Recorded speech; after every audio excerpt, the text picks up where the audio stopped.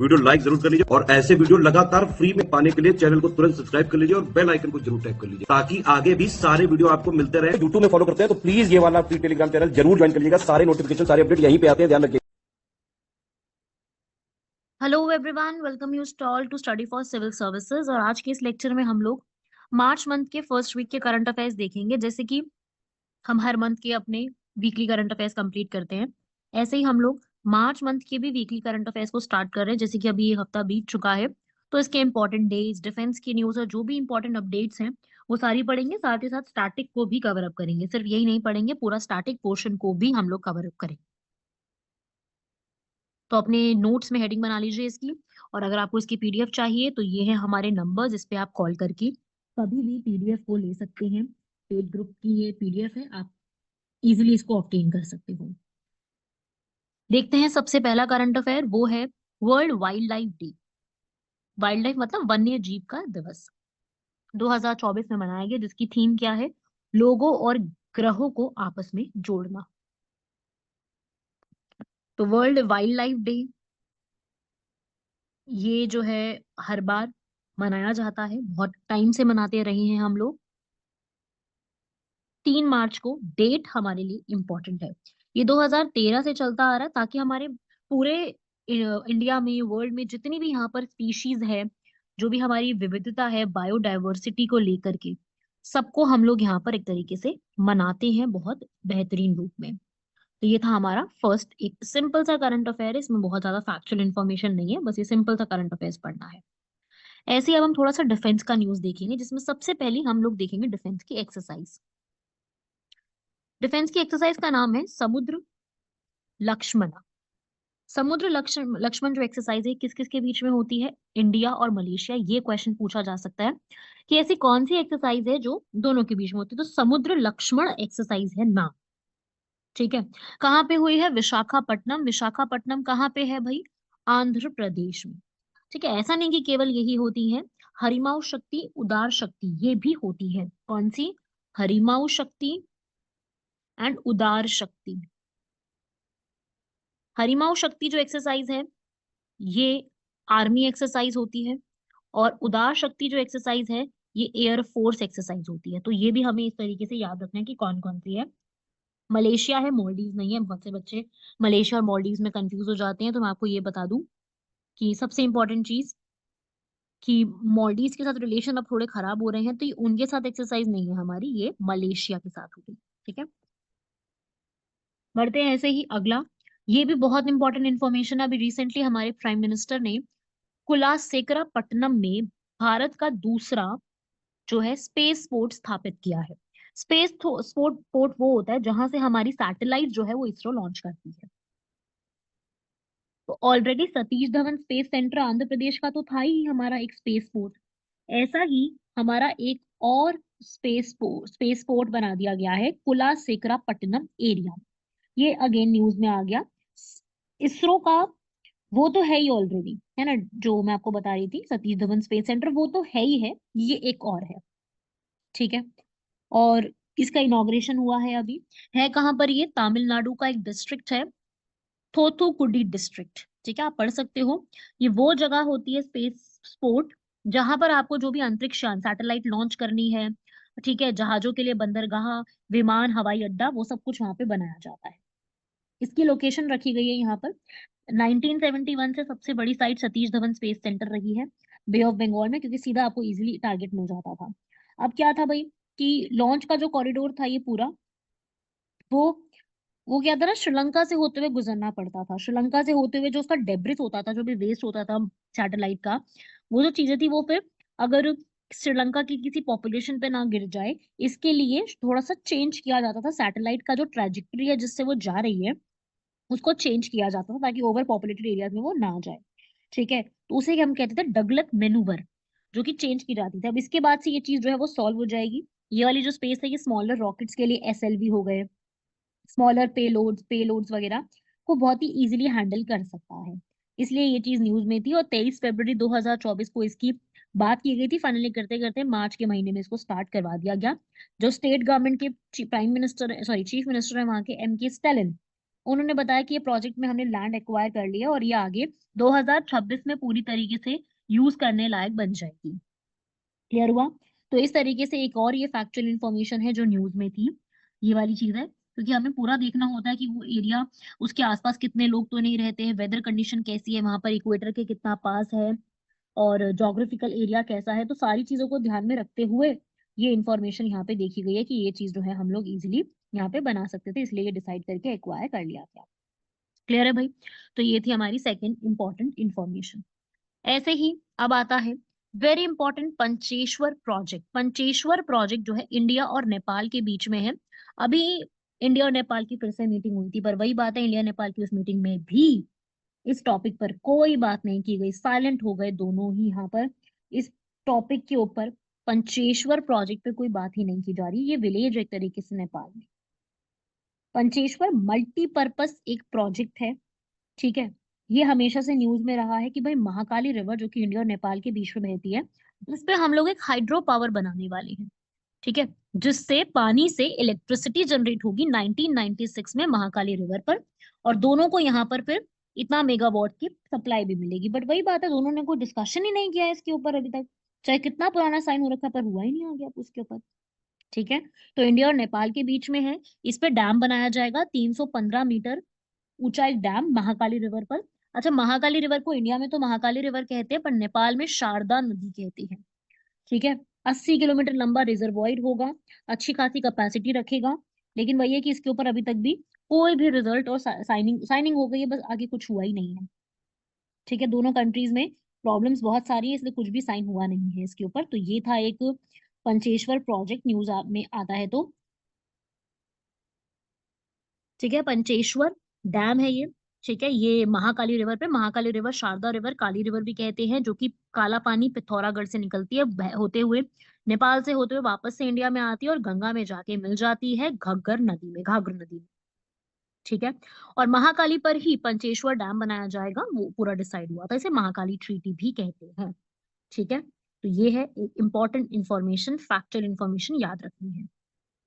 देखो भाई, ये देखो इधर मैप, देखो देखो मैप ऐसा ही मिलेगा, बहुत क्लियर मैप मुझे मिल नहीं पाया, I am really sorry for that, but अभी आप इस मैप को देख के थोड़ा सा समझ सकते हैं। ये नदी है, ये यहाँ से मैं आपको बता रही हूँ क्या क्या है। ये हमारा उत्तराखंड है, ठीक है। ये यहाँ से नेपाल शुरू हो रहा है, ये नेपाल है। ये उत्तराखंड के काला पानी से होते हुए ये पूरी नदी यहाँ बहते हुए ऐसे जाके घग्गर रिवर में मिल जाएगी फिर। तो ये रिवर जो है वो पूरा वेस्टर्न नेपाल से होते हुए जाती है, इंडिया और नेपाल के बीच में बाउंड्री बनाते हुए ऐसे फ्लो होते हुए जाती है, ठीक है। तो ये फिर आगे जाके मिल जाएगी घग्गर रिवर में, घग्गर रिवर आगे मिल जाएगी गंगा में। तो इस तरीके से ये पूरा फ्लो था काली रिवर का। महाकाली की, काली और शारदा एक ही नाम है, सारी रिवर एक ही है। तो इस तरीके से ये पूरी न्यूज थी जो आप लोगों को पता होनी चाहिए, ठीक है भाई। इंडिया नेपाल के बीच में बॉर्डर इश्यूज भी बहुत सारे चल रहे हैं, बहुत सारी टेंशन भी चल रही हैं अभी दोनों कंट्रीज के बीच में, ठीक है। मैंने वैसे ये टॉपिक कई बार अपनी वीडियोस में बताया है, इंडिया और नेपाल के बीच के टेंशन के बारे में। अभी फिलहाल तो आपको ये याद रखनी है इन्फॉर्मेशन, ठीक है। ऐसे ही हमारा नेक्स्ट आर्टिकल पे बढ़ते हैं, वो है थेयम।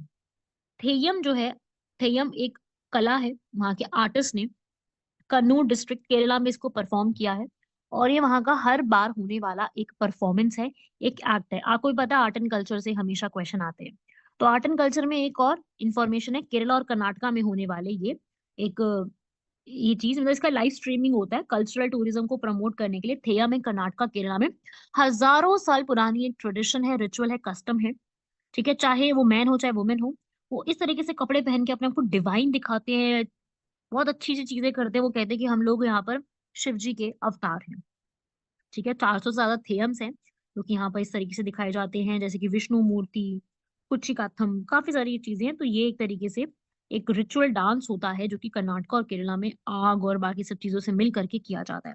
इसके बहुत सारे टाइप्स होते हैं, ठीक है, पढ़ सकते हो यहाँ पर। नदन केरला और कर्नाटका में किया जाता है, गॉड लाइक एंटाइटीज बनते हैं, क्षण भर के लिए भगवान जैसी संस्थाओं के रूप में उनको माना भी जाता है। लोकल टेम्पल्स में बनाया जाता है, जहाँ पे इसको कई बार कोवू भी कहते हैं, और लोग यहाँ पर आकर के इसको बहुत बड़ा फेस्टिवल के रूप में सेलिब्रेट करते हैं।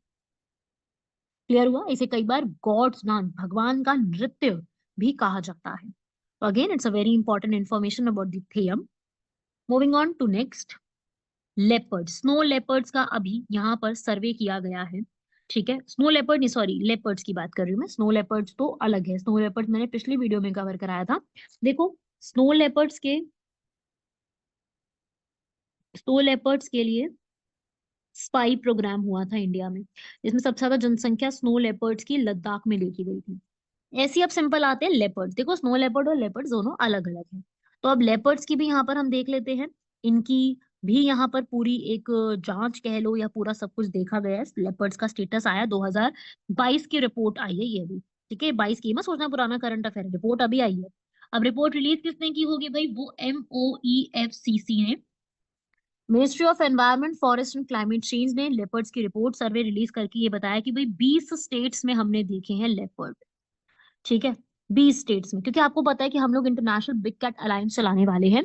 और इंटरनेशनल बिग कैट अलायंस जो है, वो इंडिया ने G20 में शुरुआत करी थी और बहुत सारी कंट्रीज इसमें जुड़ चुकी हैं, तो उसी के रिस्पेक्ट में ये न्यूज में है। तो हमने भी अपने इंडिया में चेक करा भाई कितने लेपर्ड्स हैं, कितने स्नो लेपर्ड्स हैं, पूरी जांच पड़ताल की गई है। मैं बताऊंगी आपको बिग कैट अलायंस के बारे में भी, डोंट वरी, अभी बताऊंगी। तो भाई अभी देखो इस रिपोर्ट में क्या बताया, वेरी इंपॉर्टेंट इन्फॉर्मेशन। उन्होंने बताया कि लेपर्ड्स की संख्या कम नहीं हुई है, बढ़ी है। 8% से ज्यादा बढ़ी है भारत में। तेंदुए जो है वो 13,000 करीब तेंदुए हैं। पहले थे 13,000 से ज्यादा 14,000 बढ़ गए हैं। सबसे ज्यादा तेंदुए कहाँ मिलते हैं? Leopards is found in Madhya Pradesh. ठीक है, उसके बाद NTCA, WWI ने मिलकर के इस पूरे को यहाँ पर चेक रखा है, राइट। सो ये भी आपको दिमाग में रखने हैं, कहाँ पे है? सेंट्रल इंडिया में काफी ज्यादा देखने को मिला है, मध्य प्रदेश में, महाराष्ट्र, कर्नाटक और तमिलनाडु में है। और लेपर्ड की डेंसिटी काफी ज्यादा देखने को मिली, लेकिन ये भी देखने को मिला है कि लेपर्ड्स की मौत सबसे ज्यादा रोड एक्सीडेंट्स की वजह से देखने को मिली, कि सबसे ज्यादा रोड एक्सीडेंट्स की वजह से लेपर्ड्स की जो है वो मौत होती है। सो ये भी इंफॉर्मेशन आपको सारी याद रखनी है कि लेपर्ड्स के बारे में क्या बताया। ऐसे ही स्नो लेपर्ड्स का भी बताया। आप जैसे लेपर्ड्स का पढ़ोगे, आपको स्नो लेपर्ड के बारे में भी पढ़ना है। तो अभी ये भी सर्वे रिसेंटली ही हुआ है, मैं इसके बारे में भी आपको एक मिनट रुकेंगे, मैं आपको इसके बारे में भी बता दूं। आप चाहें तो इसी के साथ नोट्स में ये भी ऐड कर सकते हो कि जो स्नो लेपर्ड्स होते हैं, हिम तेंदुए, वो भी सर्वे अभी हुआ है। सर्वे का नाम है स्पाई सर्वे। ठीक है, और इसमें यहाँ पर पहली बार हुआ है स्नो लेपर्ड्स पे, आज तक कभी सर्वे नहीं हुआ था, जो कि wild life institute of India WII ने यहाँ पर कंडक्ट कराया। 70% से ज्यादा यहाँ पे देखा गया है और पता चले हैं भारत में 718 स्नो लेपर्ड है, जिसमें से लद्दाख में है सबसे ज्यादा 477, फिर उत्तराखंड में है 124, फिर हिमाचल प्रदेश में है 51, फिर अरुणाचल प्रदेश में है 36, सिक्किम में 21 और सबसे कम जम्मू कश्मीर में है। ठीक है, तो ये पता चला है। और स्नो लेपर्ड्स जो है यहाँ पर, ये IUCN की लिस्ट में वल्नरेबल हैं। सबसे ज्यादा आपको लद्दाख में हेमिस नेशनल पार्क में मिलेंगे, इसलिए हेमिस नेशनल पार्क को snow leopard capital of the world भी बोला जाता है। तो ये कुछ इंफॉर्मेशन एग्जाम के लिए जरूरी रहेगी। ऐसे ही हम लोग और अब करंट अफेयर्स देख लेते हैं। अभी ही हमारी कैबिनेट ने इंटरनेशनल बिग कैट अलायंस, मैंने बताया था ना अभी बिग कैट अलायंस के बारे में, G20 में शुरू किया था भारत ने। किसने शुरू की थी इसकी? भारत ने शुरुआत करी थी G20 में। अभी लास्ट टाइम G20 इंडिया में ही हुआ था। तो हमारी 7 जो लार्ज कैट्स हैं, lion, tiger, snow leopard, leopard, jaguar, puma, cheetah, इन सबको कंजर्व करने के लिए भारत ने international big cat alliance start किया था। और इसमें बोला था कि भाई इसके हेडक्वार्टर्स भारत में ही होंगे और प्रॉपरली इस अलायंस को शुरू किया जाएगा, जिसमें ये बोला था कि भाई हर कंट्री यहाँ पर पार्टिसिपेट कर सकती है और ये अपने हिसाब से देख सकते हैं कि उसको यहाँ पर इसमें मतलब इसकी कंजर्वेशन में कैसे हेल्प करनी है। तो वो है इंटरनेशनल बिग कैट अलायंस। हमेशा जब से ये टॉपिक आया है तब से ही न्यूज में चल रहा है। ठीक है, 7 बड़ी बड़ी कैट्स को यहाँ पर कंजर्व करने के लिए स्टेप लिए गए हैं। और ये डिसाइड तो बहुत टाइम पहले ही हो गया था जब G20 चल रहा था, लेकिन अब इसकी अप्रूवमेंट हुई है और इसके लिए बोला भाई इसको 5 साल में, जो है 2023-24 में शुरू हुआ है ये, 27-28 तक चलेगा। तो उसके लिए इसके लिए 150 करोड़ रुपए सपोर्ट अभी दिया गया है। हेडक्वार्टर्स इंडिया में रहेंगे, कहाँ होंगे अभी डिसाइड किया जाएगा। 96 कंट्रीज के ऊपर ये सपोर्ट है। और करीब करीब 16 कंट्रीज ने इसके ऊपर साइन कर भी दिया है। इसमें एक जनरल असेंबली रहेंगी, 15 मेंबर्स रहेंगे, 5 सालों के लिए इलेक्ट होंगे, और ये सारी कंट्रीज मिलकर के सपोर्ट करेंगी सारी कंट्रीज के लिए। देखो भाई, अगर ऐसा क्वेश्चन आता है कि ये 7 है हमारे टोटल, है ना, 7 आपको बताया ना, ये सब इंडिया में ये सब है, तो क्या ये सातों के सातों जो हैं वो सातों इंडिया में मिलते हैं? नहीं।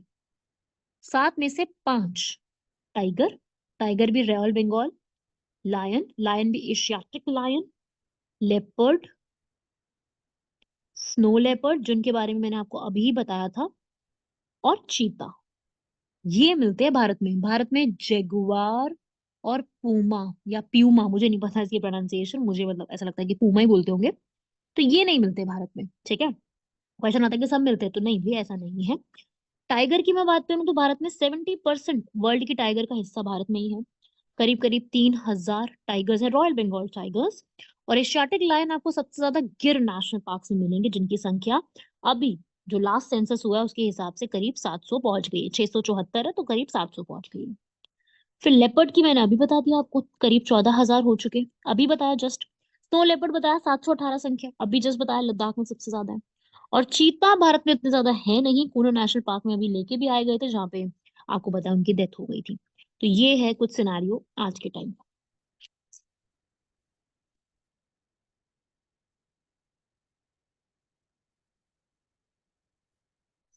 तो ये सारी इन्फॉर्मेशन आप अपने नोट्स में ऐड कर लो, इसको लिख लो कि ये सब इंपॉर्टेंट है, ऐसा है, ये इन्फॉर्मेशन है, ये सारी इन्फॉर्मेशन हमारे एग्जाम के लिए खूब काम आएगी। कब क्या, कौन से, कहाँ पे क्या चीजें हैं, वो सारी इन्फॉर्मेशन एग्जैक्टली पढ़ के जानी है। ठीक है भाई, क्लियर हुआ?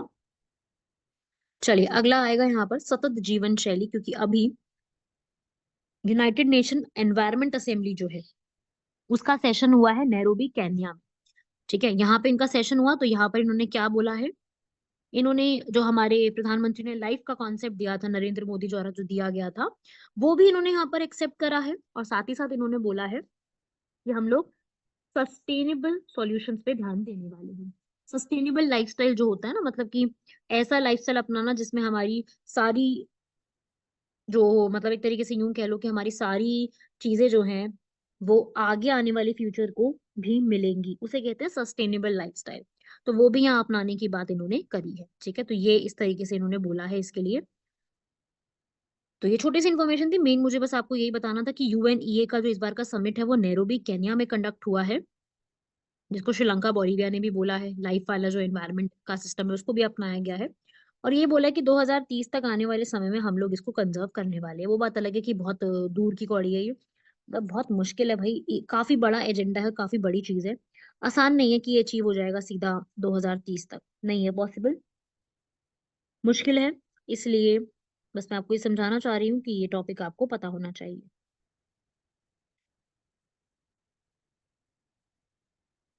ठीक है भाई, लिख लेना अपने नोट्स ये वाले। ऐसे ही अगला आता है, भारत का पहला डॉल्फिन रिसर्च सेंटर ओपन हुआ है। डॉल्फिन रिसर्च सेंटर, ठीक है, ये एक यूनिवर्सिटी के रूप में स्टैब्लिश किया है ताकि हम लोग डॉल्फिन नदी को कंजर्व कर सकें। ठीक है, ये रिसर्च सेंटर की बात हो रही है, जो कि ओपन अप रिसेंटली हुआ है। कहाँ पे हुआ है? पटना में। ठीक है, फर्स्ट सेंटर जिसमें गैंगेटिक डॉल्फिन को कंजर्व करने के लिए स्टेप्स लिए जाएंगे, जो कि मेरे हिसाब से बहुत अच्छी पहल है। ठीक है, गंगा रिवर पटना बिहार में है, जहाँ पे गैंगेटिक डॉल्फिन की स्टडी करना, क्योंकि बात ये है ना कि भाई गंगा जो है नदी, वहां पर गैंगेटिक डॉल्फिन मिलती है सबसे ज्यादा, और बिहार में करीब 3,000 से ज्यादा डॉल्फिन है, तो वहीं ओपन करना बेटर रहेगा ना। ठीक है, गंगा की जो डॉल्फिन है वो 1801 में पहली बार देखी गई थी कि वहां डॉल्फिन है, फिर धीरे धीरे स्टडीज बढ़ने लग गई। गैंगेटिक रिवर जो है ये हमारी नेशनल एक्वेटिक एनिमल है, सिर्फ फ्रेश वाटर में रह सकती है। ठीक है, सिर्फ फ्रेश वाटर, डीप वाटर में। और ये ब्लाइंड होती है, दिखता नहीं है इनको। इनका एक और नाम है, बोलने में मुझे बहुत अजीब लगेगा इसलिए मैं लिख रही हूँ आप लोगों के लिए, इनको इस नाम से भी जाना जाता है। तो आप लोग पढ़ लीजिएगा, क्योंकि इनकी साउंड ऐसी आती है इसलिए। ये आपको गंगा ब्रह्मपुत्र में, इंडिया नेपाल बांग्लादेश में मिलेगा, और पूरे इंडिया की बात करूँ तो ये 7 स्टेट्स में है, जहाँ जहाँ गंगा बहती है। ठीक है, मेन मेन। और कुछ गंगा के अलावा ब्रह्मपुत्र में भी है, जैसे आसाम, यूपी, मध्य प्रदेश, राजस्थान, बिहार, झारखंड, वेस्ट बंगाल, इन सब रीजन में। हाँ, गंगा भी राजस्थान में नहीं बहती, पर ट्रिब्यूटरीज तो है ना, तो उस हिसाब से बता रही हूँ। ठीक है, ये पानी में नहीं सांस ले सकती, इनको बार बार 30 से 120 सेकंड में जो है एयर पे आना ही पड़ता है, ये इनकी खासियत है। तो इस तरीके से ये पूरी बनाई है, जहां पर इनके बारे में पूरी स्टडी की जाएगी कि इनको किस तरीके से रहना होता है, इनको क्या इनके बेनिफिट्स हैं, क्या कैसे क्या चीजें, एवरीथिंग अबाउट दी दिस यहाँ पे इसमें रहता है। ठीक है, तो ये थी इंफॉर्मेशन इनके बारे में, वेरी इंपॉर्टेंट वाली। बड़े हैं ऐसे ही अगले आर्टिकल की तरफ। इनका अगला आर्टिकल आता है, यहाँ पर एक जीआई टैग दिया गया है। किसको? काफी सारी चीजों को जीआई टैग्स मिले हैं, अभी मिलते ही रहते हैं किसी ना किसी आइटम को। अभी रिसेंटली जो है कटक की रूपा ताराकाशी बंगलर मुस्लिन नसरपुर लेस, इन सबको जीआई टैग दिया गया है। ठीक है, मुस्लिन होता है मलमल का कपड़ा। तो अभी रिसेंटली इस जिस प्रोडक्ट्स को दिया है वही हमसे पूछे जाएंगे कि किन प्रोडक्ट्स को दिया गया। देखो, जीआई टैग किसी एक प्रोडक्ट को दिया जाता है जिसमें उसकी खासियत होती है।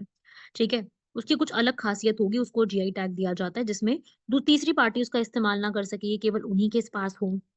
तो ऐसे प्रोडक्ट्स को जीआई टैग दिया जाता है। हमारा वाणिज्य मंत्रालय, मिनिस्ट्री ऑफ जो इंडस्ट्री है, वो इसको यहाँ पर प्रोवाइड करता है। ठीक है, तो आपको सारी अपनी अपनी स्टेट की तो एटलीस्ट सबको याद होनी चाहिए। बाकी जीआई टैग के बारे में इंफॉर्मेशन मैं आपको दे देती हूँ। लिस्ट जीआई टैग की याद रखनी है, ज्यादातर जहां जहां दिए जाते हैं उनकी लिस्ट पूरी की पूरी लर्न करके हुए जानी है। मैं ये नहीं कह रही कि आपको स्टेट वाइज सबकी लर्न करके जानी है, बट यस मैं आपको कुछ कुछ यहाँ पे बता के लर्न करवा देती हूँ कि किस प्रोडक्ट को यहाँ पर दिए जाते हैं और क्या क्या है।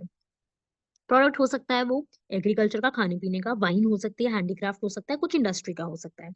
ठीक है, तो इंडिया में जीआई टैग्स काफी सारी चीजों को दिया। 1999 का एक एक्ट था जिसमें सबसे पहले जीआई टैग जो है वो किसको दिया गया है? सबसे फेमस दार्जिलिंग की चाय को 2004 में पहली बार जीआई टैग दिया गया था। अब मैं कुछ आपको बता देती हूँ, मैं आपको जो जहाँ से मेरे मैक्सिमम स्टूडेंट सुनते हैं मैं उनको यहाँ पे बता देती हूँ। जैसे कि यूपी के काफी बच्चे हैं, तो यूपी में कुछ बता देती हूँ मैं, जैसे कि मैंगो, दशहरी, दशहरी मैंगो, काला नमक राइस, महोबा गौरा पत्थर हस्तशिल्प, मेनपुरी तरकाशी, सांभल हॉर्नक्राफ्ट, खुर्जा पॉटरी, इनको दिया गया है। ठीक है, और कुछ बच्चे यहाँ पे राजस्थान की भी सुनते हैं, तो मैं बता दूं हैंडीक्राफ्ट्स में दिया है Sanganeri hand block printing, Bagru के हैंड ब्लॉक प्रिंट, पोखरन की पॉटरी, थेवा का आर्ट वर्क, और मोलेला का क्लेवर, और मकराना का मार्बल, ये राजस्थान से है। ठीक है, वही मैं बात करूं बिहार के स्टूडेंट्स के लिए, बिकॉज मैक्सिमम स्टूडेंट्स यहीं के हैं। बिहार में मिला है भाई भागलपुरी जरदालू, कतारनी कतरनी या कतानी जो प्रोनाउंसिएशन है इसकी, राइस, और मधुबनी पेंटिंग्स, और सुजीनी एम्ब्रॉयडरी, कढ़ाई।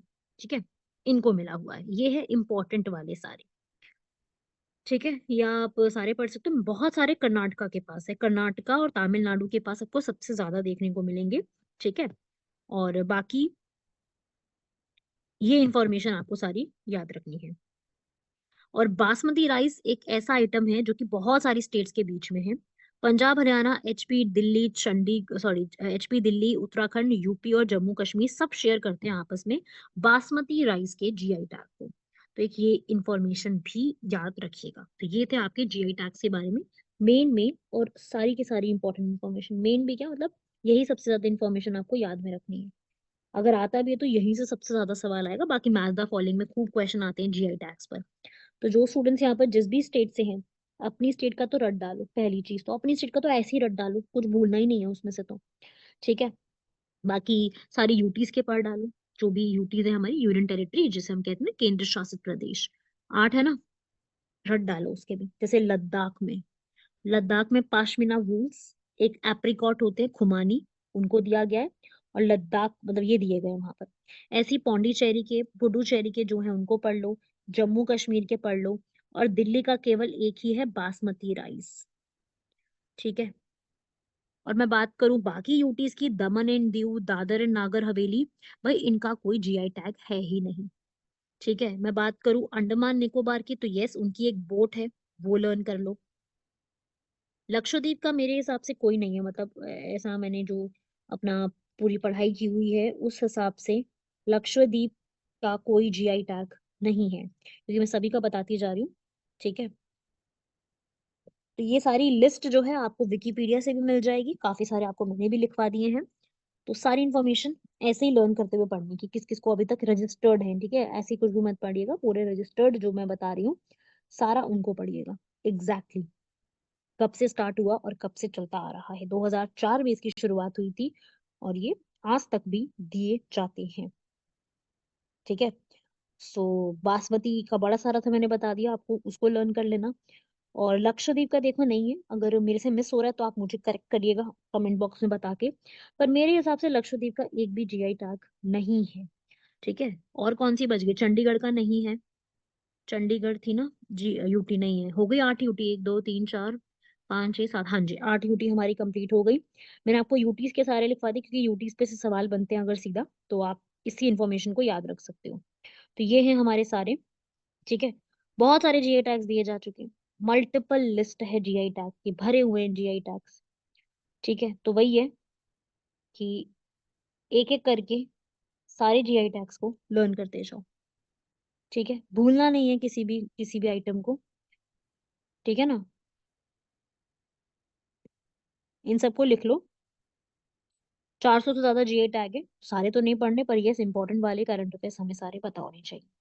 तो ये तो थे इंपॉर्टेंट वाले सारे जो मैंने आपको लिखवा दिए, तो इनको लिखिएगा। तो आज की क्लास में हम लोगों ने, आज के हमारे इस करंट अफेयर्स के पूरे लेक्चर में, वीकली वाले मार्च के, आप लोगों ने पूरे तरीके से यहाँ पे पढ़ेंगे सभी लोग। हम लोगों ने वाइल्ड लाइफ डे का दिन देखा, डिफेंस एक्सरसाइज देखी, समुद्र लक्ष्मणा। उसके बाद हमने स्पेस पोर्ट के बारे में पढ़ा, हम लोगों ने पंचवेश्वर प्रोजेक्ट के बारे में, इंडिया नेपाल वाले के बारे में पढ़ा, थेयम कहाँ परफॉर्म किया जाता है, leopards, snow leopards, international big cat alliance, काफी सारे नए फैक्चुअल इन्फॉर्मेशन पढ़ी। सस्टेनेबल लाइफस्टाइल का समिट कहाँ पे हुआ, क्या डिस्कशन हुआ, डॉल्फिन रिसर्च सेंटर कहाँ ओपन किया, और भारत में डॉल्फिन का किस प्रकार से संख्या और कैसे डिस्ट्रीब्यूशन है। फिर जीआई टैग्स देखी। तो ये आपने करीब 7 8 या 10 टॉपिक्स नए पढ़े हैं। ये सारे टॉपिक्स इंपॉर्टेंट रहेंगे अपकमिंग एग्जाम के लिए, तो ये कंप्लीट कीजिएगा। बाकी मिलते हैं आप सभी लोगों से नेक्स्ट लेक्चर में, तब तक के लिए धन्यवाद, शुक्रिया, जय हिंद।